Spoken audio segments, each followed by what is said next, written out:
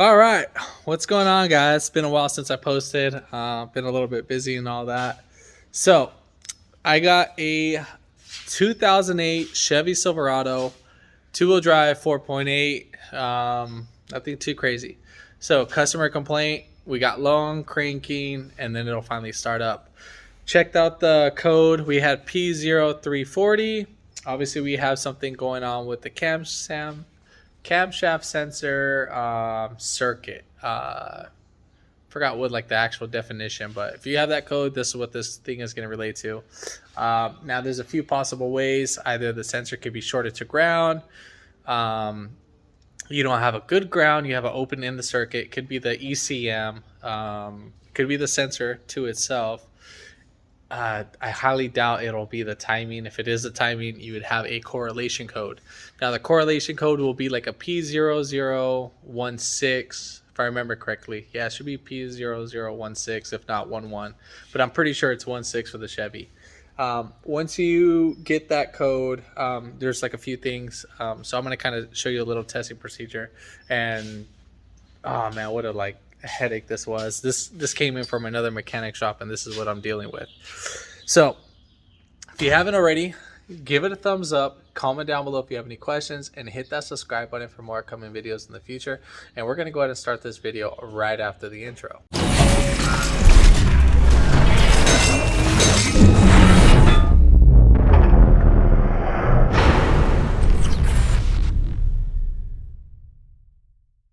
All right, so let me go ahead and turn on the light right here. Here is our camshaft sensor. So I'm coming up in the front, and basically, let me go ahead and get up on it here. Normally, you would have a cover right here, and you would have 1, 2. There would be like 3, 4, maybe 5 bolts in total of a 15 millimeter. You'll take that off, and then right here, coming where the crankshaft is, you would have, there's a connector view. Now, normally this piece right here gets caught up with the crankshaft pulley over time, oil leaks onto it, whatever, you know, something will get damaged right here. This had some wire repair, obviously from this. I got to go ahead and address this because the wire harness that I got was really too short. So kind of out of luck on that one. So, well, I think I can make it work just like that. But I did the wire repairs, everything. I made sure everything was good, because using butt connectors for a camshaft sensor, I do not recommend. So right here, so they did the wire repair. Obviously, it has a little white piece connector onto it. Now, again, the shop using butt connectors didn't like. The harness was good. I got to go fix my repair, make the wires longer. If not, I got to probably zip tie this a lot more closer.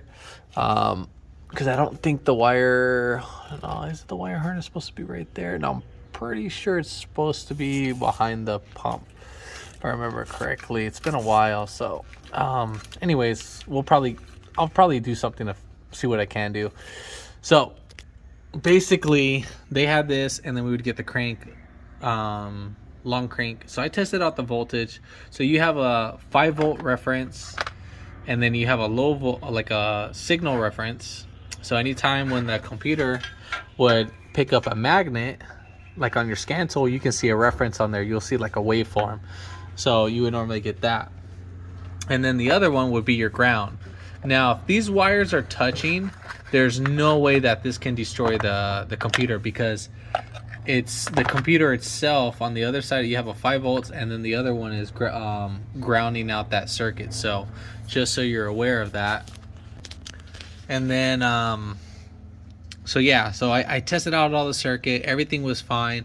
So I went ahead and replaced the cam sensor. So then still I had the same code, and I was like, all right, well, let me just go ahead and take care of this and get the wire harness replaced. But I had all my voltage. Resistance was fine. I tested the resistance like before the connector, and then over here, so everything was fine. So I just said, oh well, whatever. But when I was like grabbing this, I could hear the car, like, you know how when you first put the key in the on position, prime it, I could hear that. So I'm like, dude, it has to be a loose connection up here. So all right, got the harness, went to AutoZone, replaced it. Still same thing. So I'm gonna go ahead and show you. So right here, it's a 10 millimeter bolt. So you would basically take off that 10 and then this 10 to if you wanted to replace a sensor. So let me go, right here is a little pigtail. I'm just gonna use my finger just to pull it back. Again, I still probably address this. Now this connector, I know what the shop did and I already did the fix. Basically what they did is that they mixed up the wire. So on this connector itself, there's actually no A, B, or C. So this is not identified as 1, 2, or 3. It is identified as A, B, C. Now, coming right here, we have A, B, C. Now the funny thing is that when you look in the computer on Mitchell On Demand, it's actually backwards. So A is actually where C is, and C is actually where A is. So I verified everything, and I mean, the shop followed the instructions right. It's just that they thought it was a computer, and then they brought it over to me just to see, to verify that. So I'm going to show you. All right, so right here, this is the connector view. Just so you see, we are looking at a 2008 Silverado 4.8 1500. So camshaft position sensor. Now, I don't know if this is for the 6.0 or the 6.2 with the variable valve timing. But again, this says for 4.8, 5.3, 6.0, or 6.2. But I'm pretty sure this might be addressing the 6.0 and the 6.2. So, all right, so we have C and A right here. So you see how I showed you on mine? And then this is showing us the connector view of that. So obviously we're looking up on top of here. That's where the clip is, and so forth. So C is going to be right here and A is going to be right there. But now if we come look at this, that's actually backwards. So A is actually on our left side and C is on our right side. So let's go back. So C is on our left side and A is on our right side. So that's vice versa. But you know, the middle pin is actually where it should be. So I'm going to go ahead and give you the color codes to that. So obviously we have dark blue, brown, and dark blue with a white stripe.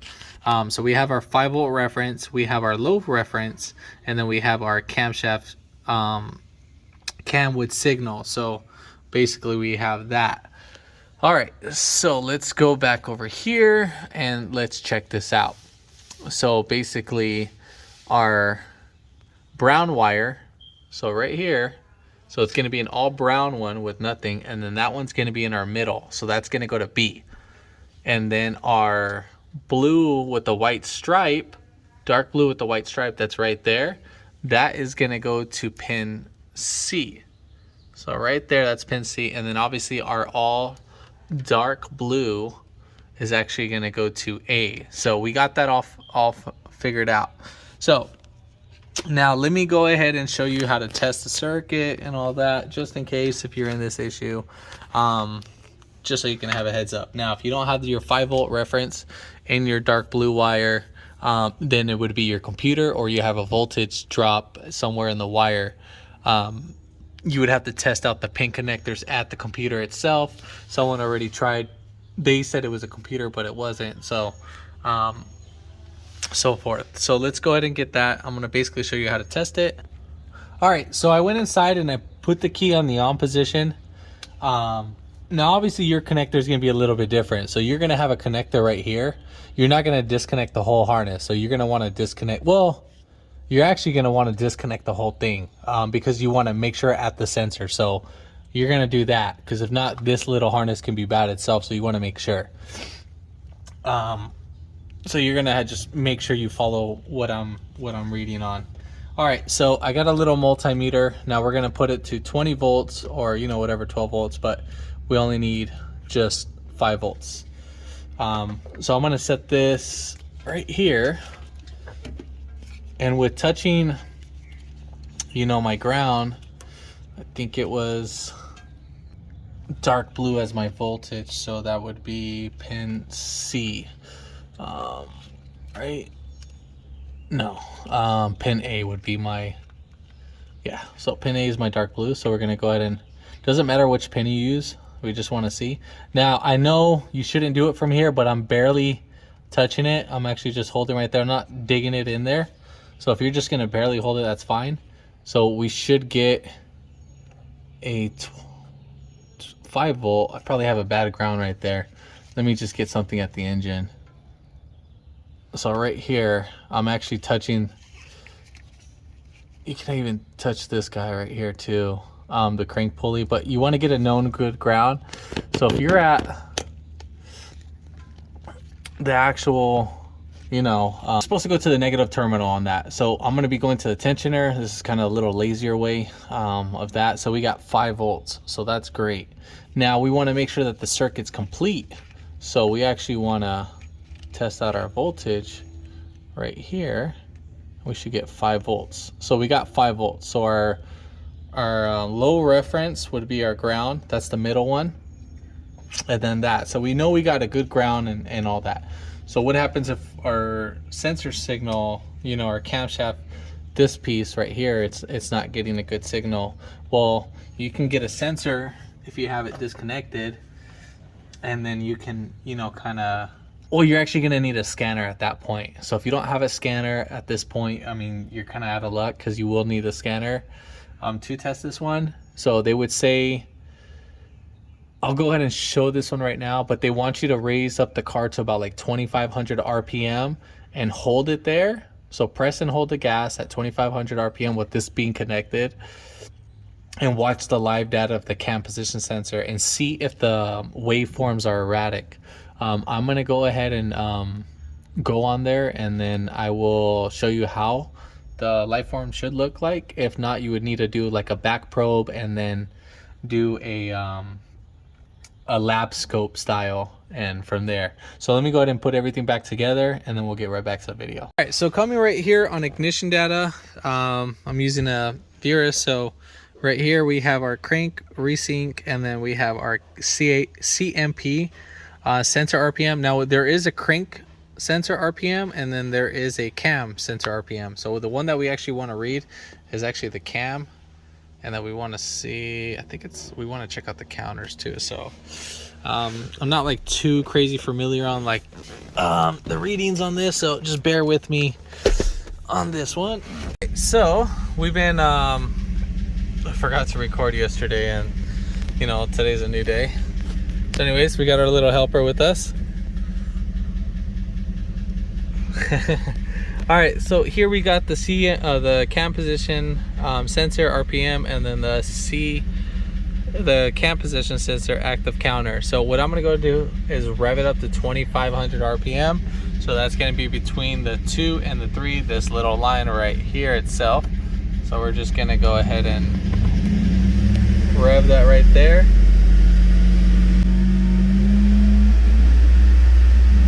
All right, so I'm gonna hold it.